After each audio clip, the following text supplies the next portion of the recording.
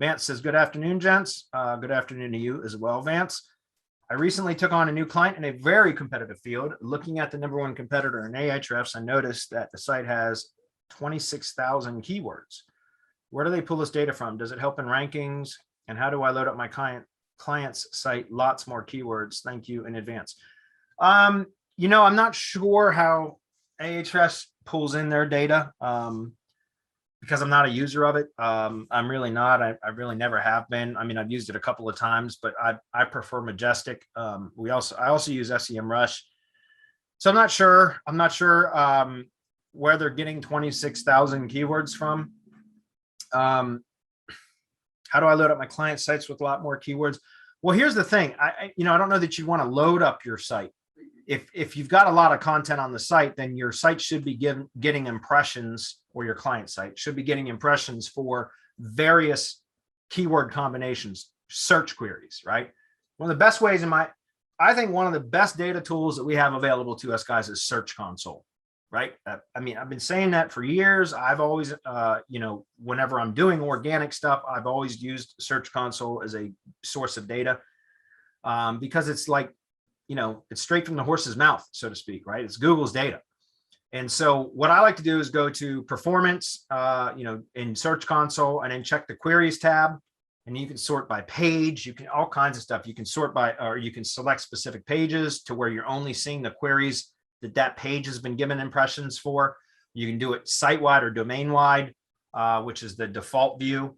But my point that I'm trying to make here is go to the queries report, right? So performance, queries, the tab, underneath like the graph, and click on queries. Now, if you want to select a specific page and only show queries for specific pages, which makes sense because you can kind of narrow in on specific keyword themes or sets for the pages that you want to be, optimized for, then you would first, before clicking on queries, you click pages, then select whatever page you want, click on that page, that URL for that page. And then once that comes up, then you click on the queries tab, right? And then from there, that's going to give you all the queries that page has been given impressions for in Google search. Doesn't matter where it ranks. In fact, I've seen, like, there's a box at the top in the graph which says, if you check it, it'll show your average position, right? So average rank position. And so what's interesting is if you click that box, you'll see in that query report, like I've seen it go as high as like 198, which is page 20 in Google. Think about that.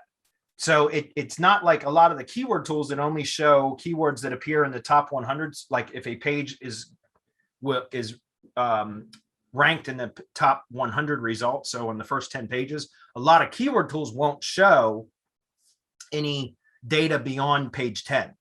But Google Search Console does. And like I said, I think I've even seen like a 212 before, which is really interesting because that would be like page 22, which is crazy. So, but what I'm getting at is it will show you what the site itself, again, if you do it on the domain level, you're going to see all the queries for all pages and posts on the entire site that it's been given, that Google has given that domain or any pages or posts of that domain an impression for, regardless of where it ranks. Right. And so that's, in my opinion, the best way for finding the keywords that Google has given your site an impression for. Again, regardless of where it ranks, it's given an impression for it, which means there's been a search query, a keyword, a set of keywords that Google thought the site was at least relevant enough for it to give it an impression. It might not be optimized for it, which means it might not rank for that, but it's still been given an impression, which means Google found a relationship somehow, an association between that search query and your site. And so for me, that's what I like to do. If you've got a site that has your client site, if it's connected to Search Console, then go into Search Console, check the queries report. And then again, you can start to narrow down by individual pages. Something else you can do is you can sort by impressions. And then, it'll show, and if you click the average position box, then it'll show like another column with the average position by impression. And I like to sort by impressions so that I can start to see the search queries that I'm getting a lot of impressions for, but maybe not many clicks. And then if you look at the average position, a lot of the times you'll see why, right? You might be on page 3 or 4. And so you're getting, might be keywords there, search queries that have tons of interest, tons of search volume, because you see a ton of impressions, but you have 0 clicks. And if you check the average position, it's on because you're on page 3 or 4. Well, in my opinion, those are keywords, as long as they make sense for whatever project you're working on. If they're relevant to your project, then it makes sense to take those high impression search queries and start optimizing for those, right? You can even determine which pages are given impressions for that search query, so that you can go optimize those pages for those queries, or create new pages entirely, right? Publish new pages optimized for those queries, if that makes sense. So I don't know how AHFEFs pulls in their data, but I'm sure it's something similar to that. So for what I would suggest, Vance, is use Search Console to identify, opportunities that you're already getting that there's a lot of interest for, but maybe you're not ranking so well, or your client is not ranking so well. Then you can start to optimize for that.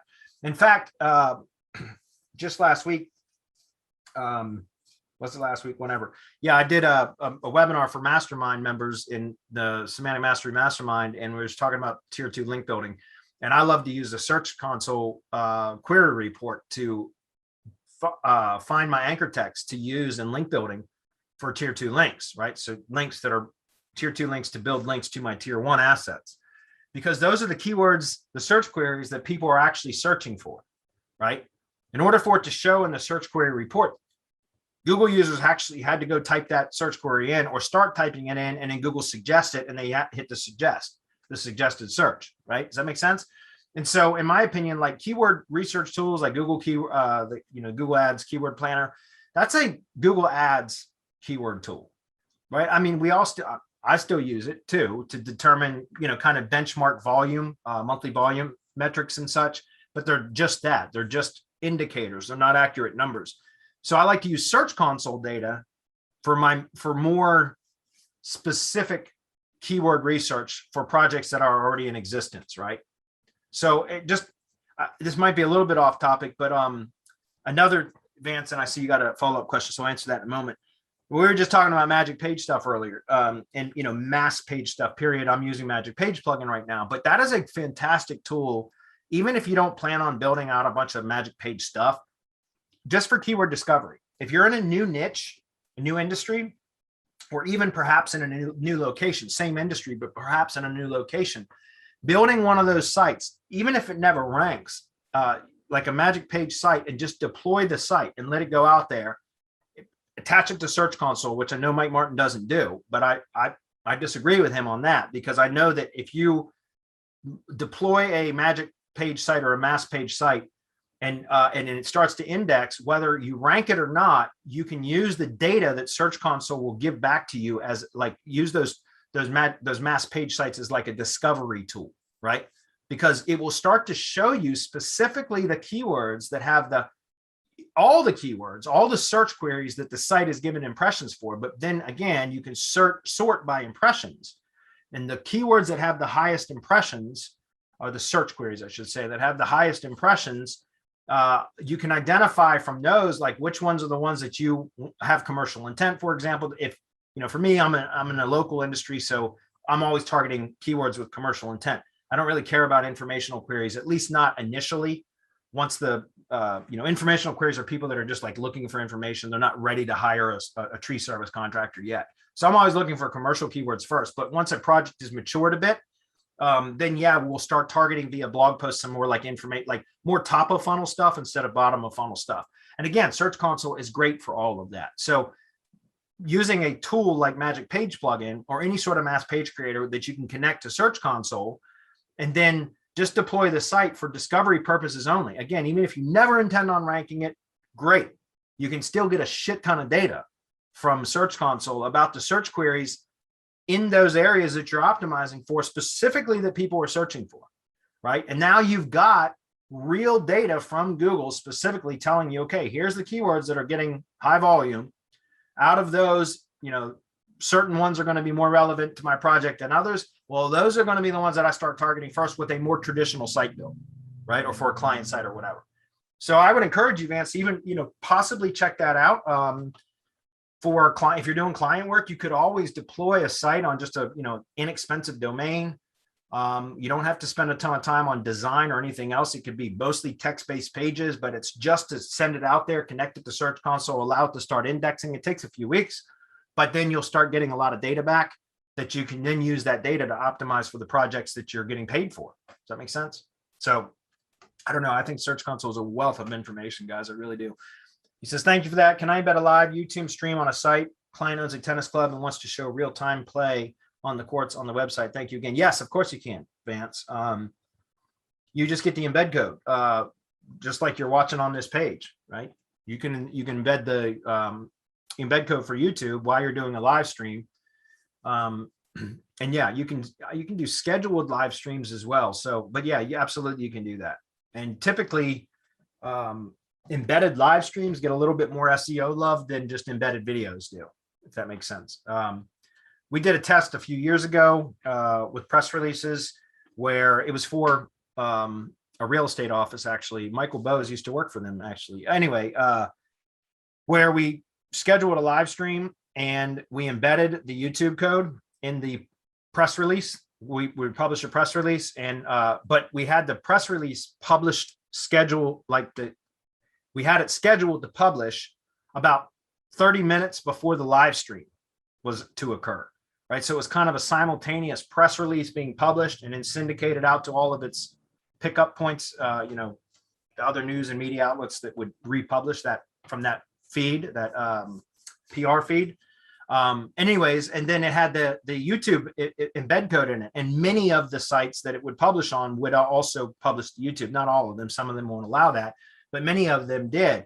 And so within that 30 minutes, as it was kind of distributing it out to all its publishing partners, that, you know, and then when it went live, I mean, it ranked like instantly. The video did, as well as the original press release ranked for the keyword, which was real estate terms, and real estate terms are not easy terms to rank for. And this one actually ranked, and it was a test. It was a test to see if a live stream being promoted with press releases could, you know, rank even in a very, very competitive keyword set. Now, it didn't last long. It was short lived. I think it lasted for like 3 days before it started to drop rapidly off the first page. But it was a really interesting test. So we know that there's, and by the way, years ago, there was, when Hangouts on Air first started, which now it's YouTube Live and all that, but back when it was Google Hangouts, we had a number of programs that we tested that, you know, were like SendWire and things like that, where we could take a YouTube embed code or a Hangouts on Air embed code, which is essentially a YouTube embed code, and push it out across dozens and dozens of hundreds, even sometimes even thousands of Web 2.0, like syndication networks, essentially. And then when it would go live, like when you would start, so it was a scheduled live stream, right? And a scheduled Hangout on Air is what they used to call them. And then when it would go live, because the embed code was already present on hundreds or even thousands of Web 2.0 sites, when it would go live, it would rank just like that. It was crazy. It was like unfair because it was so easy to rank stuff that way. Now it's not quite as effective that way anymore, but I know live streams get more love. It's the same for Facebook. I don't do any Facebook marketing, but if you just upload a video to Facebook, you'll get more reach than an image post. But if you do a live video on Facebook, you get more reach than you do a regular video, right? Does that make sense? So you do get some algorithmic love from live streams. So hopefully that makes sense. But definitely you can do it, and I would test with it.